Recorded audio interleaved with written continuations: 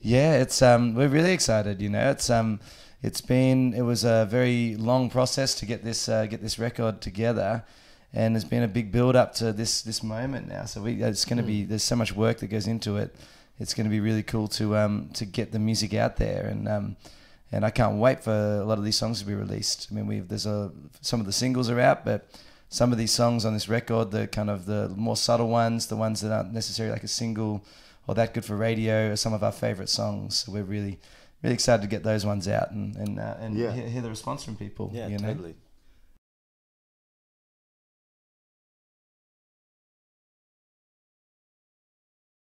Well, it was actually a song that that didn't end up getting used on the album, and we felt like that song sort of described like a lot of the album in a really good way. So we kind of ended up just still titling the album "Run Home Slow" anyway, you know, and yeah, we just thought it was a good title, and it sort of it represented sort of what the whole album's really about for us, I think.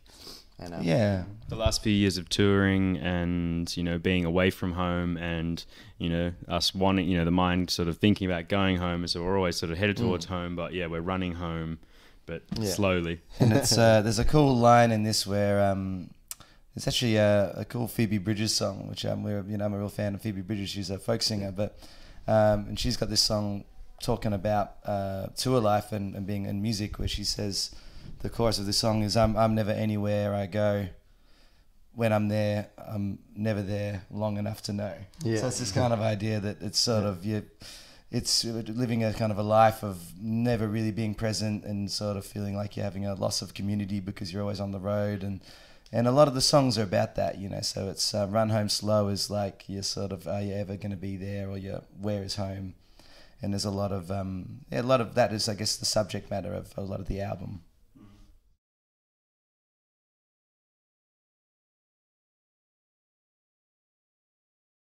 In life, I guess, I mean, yeah, going from playing to, you know, small crowds in our local pubs and playing weddings and things like that, to, yeah, flying around the world to play festivals with thousands of people is like quite a change. It's been a steady evolution, but and yeah, well, I guess what we're talking about before, like that touring life as well, like kind of always been like our work has now turned into sort of being away, you know, months of the year, and then home for a little bit, and then away again. It's kind of, we're kind of establishing this sort of mobile sort of gypsy lifestyle, I guess. Yeah, absolutely. Yeah. And it's it's a big change. It's a big change in life. Huge. Yeah, and it's really fun to get to different regions. So everywhere we go, it's a whole new journey. So you don't know what it's going to be like sometimes until you get to that particular place. Like, we're touring a lot of cities for the first time, a lot of countries for the first time, and it's really cool to get there and go, wow, I've never been to this place. But then have people know your music and see how many people are going to turn up, see how well they know the music. So it's a fun adventure, kind of finding out that as for each place that you get to, you know.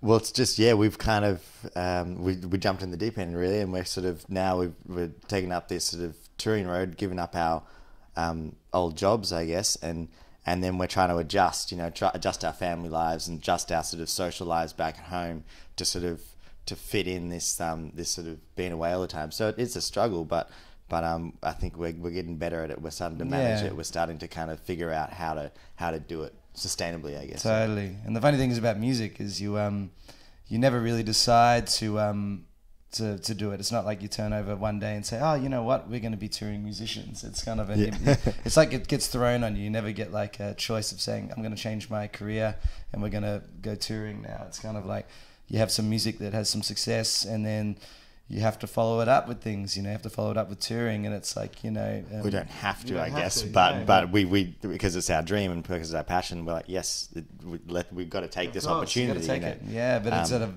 you don't decide when it happens. I mean, maybe you could with the...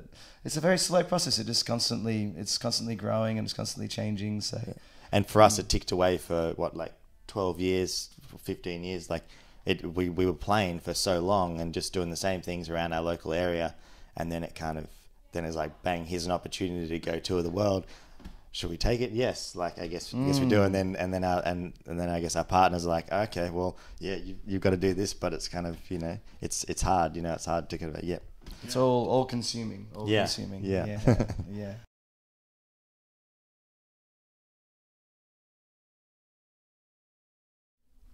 On the record, I think the first song on this record would have to be "Man of the Universe." Is that right? I was going to say we'd been playing Man of the Universe live a little while before we recorded the album. So. Yeah. Depends if we're talking about writing the songs or if we're the ones we started performing, I guess, first, you know, like, so yeah. So "Man of the Universe" is probably the first song that we put together as a band, you know, and it was sort of but a lot of these songs, some of the ideas and some of the lyrics and Sam had for much longer, but hadn't, you know, brought them to the band as yet, you know. So I guess they are all at different times, a lot of these songs, but the order of which we got them together as a band and recorded, like "Man of the Universe" was the first one. Yeah, I think. Yeah.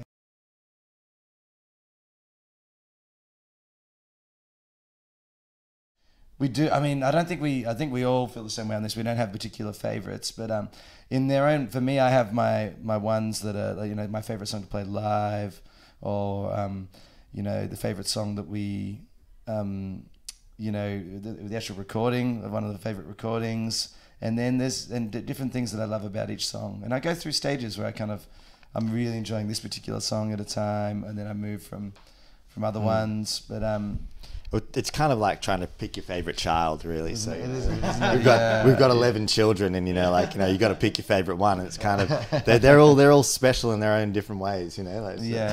Yeah. But my favorite, "Rain," is a song that's really a real favorite of mine at the moment, which is I think track 6 on the album, and we've just been playing that live at the moment, and that "Rain's" my favorite child. Yeah. There it is. No.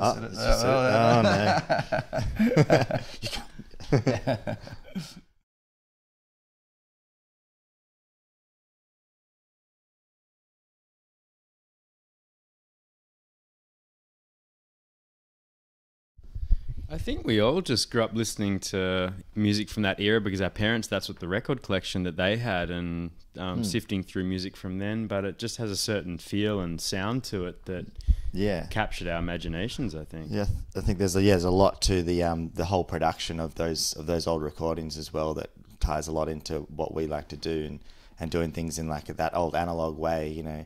We have a big old tape machine at our studio in Warrandyte, and we record everything to tape, so it's all kind of that process for us is about following up our love of that old 60s 70s music, and I think we've just I've kind of never grown out of that music. I've just always listened to it and kind of still always just do listen to it, so it's kind of, and everything about that era as well, so it's not even just particular genres, it's like, you know, the soul music and the blues music from that kind of 60s and 70s. It's the production from that era, the kind of British kind of rock music as well, more of the kind of psychedelic stuff coming out of that era. We feel that we mix that into all our music quite a lot, so it's sort of not just straight up kind of blues and soul, which is, even though we call it that, I feel like there's much of the influence of everything from that era. So we're very much a kind of, we try to stay in that timeline and trying to blend and use the blend that they used to use back then as well, like that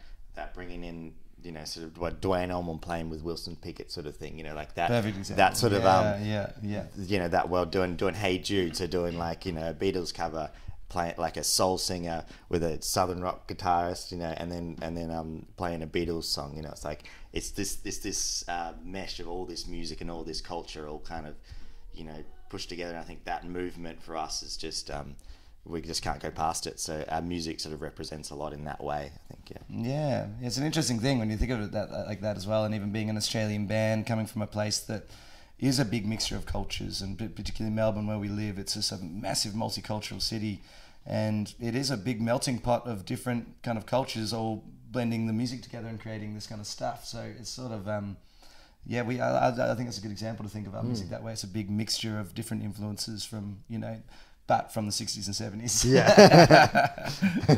You know.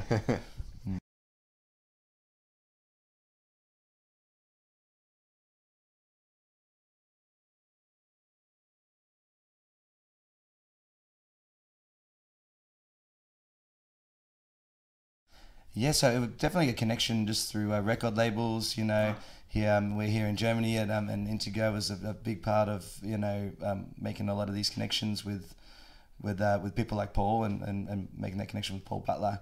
But that Michael Kiwanuka album for me is a really that he worked on was a real.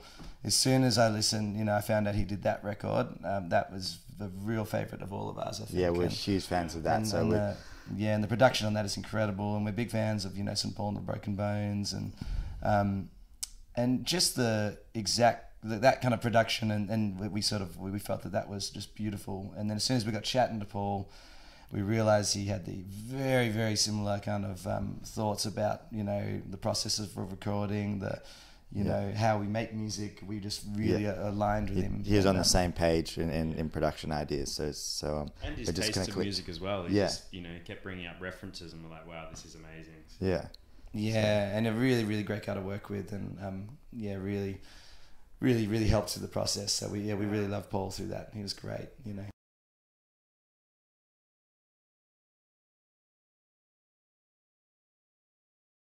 Yeah, so we got a whole bunch of tours lined up, so we got this, we've just finished a big 5 weeks in the USA.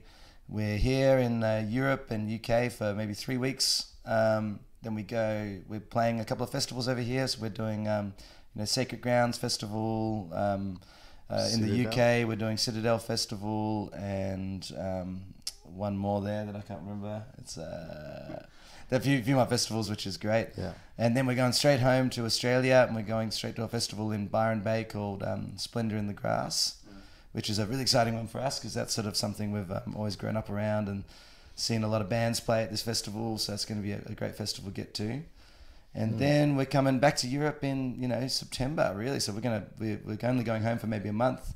We're going to be promoting the album in Australia, then we're following it up with a small tour back to UK and Europe, and then we got a big support tour around America with Tash Sultana. So we're doing, but she's an incredible Australian artist, and we're really, really excited to be on the bill with her, playing a bunch of shows. It's going to be really, really incredible, playing some really, really amazing venues around the States. So and then more tours to come, so just more touring. It's just going to be, it's just going to be. We're going to be. It's the lifestyle now. You haven't seen the last of us, that's for sure.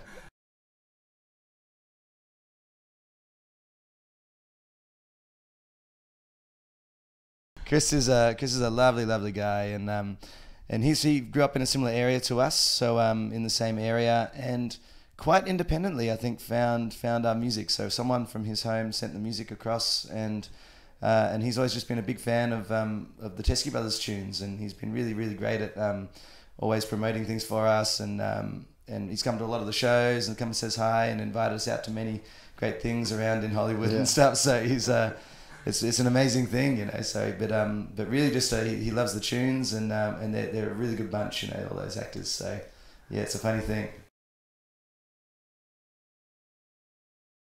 Yeah, that's right. He's been great. I mean, a lot of supporters have come and say, "We found you through Chris Hemsworth," and come down and check out the show. Yeah, it's really good. Thank you for having us. Thank you so Thank you for much. having us. Yeah. I need some pictures. Oh, Absolutely. Yeah, sure.